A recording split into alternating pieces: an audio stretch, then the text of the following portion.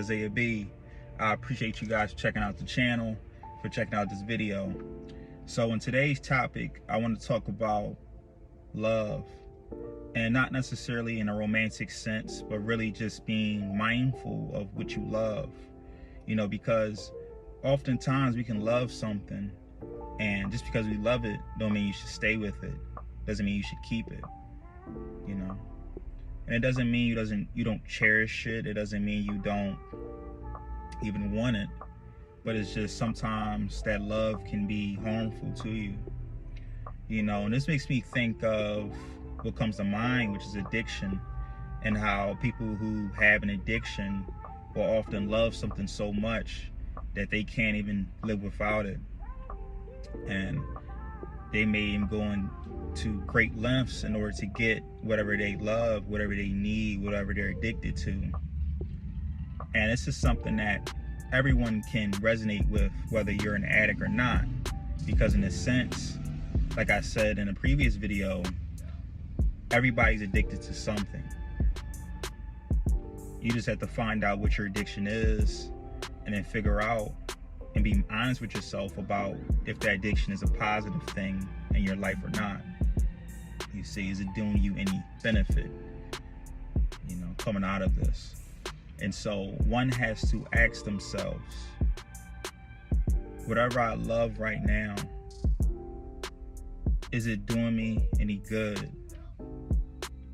Now, I know the emotions are going to be there. You know, I know the sense of belonging, the commitment to whatever you love is going to be there. But it's more so you being objectively, or thinking objectively about it.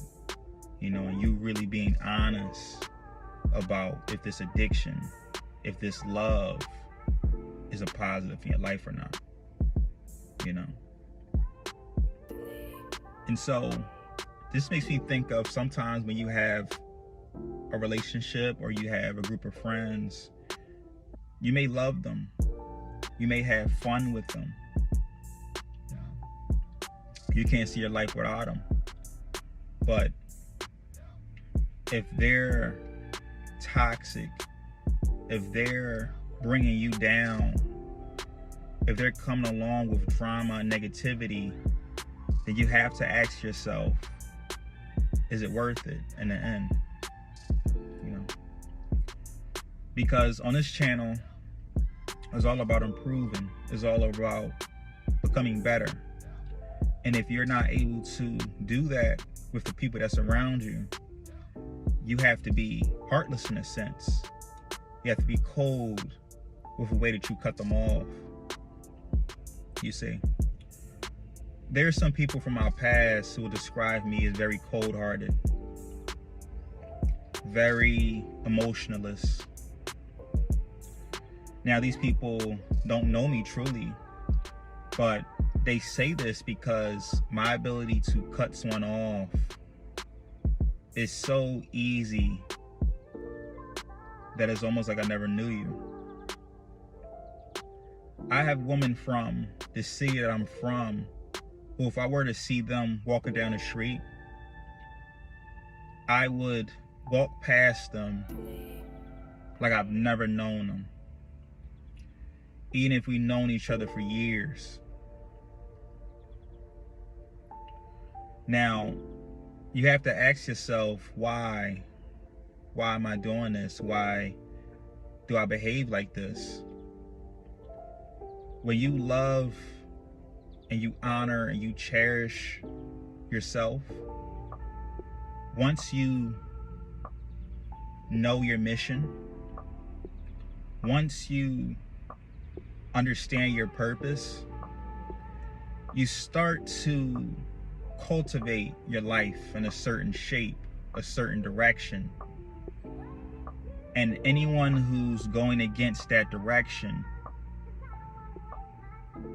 has to be cut off. They've shown you who they are. They've proved they're against what you have going. They've shown you their liability. What more is there to discuss? You see? An apology would do nothing. An apology is words. Their actions has shown you who they are. You see? So anything past that point is just a waste of time. You see? And that's where I would get the description of being cold or heartless. Because I know when to cut someone off. I take no time to waste with that. You see? So to bring it full circle, one has to be mindful of what he loves. Make a list, write it down, of everybody and every hobby, every interest, every activity that you partake in on a weekly basis. After you have that list, jot down good or bad.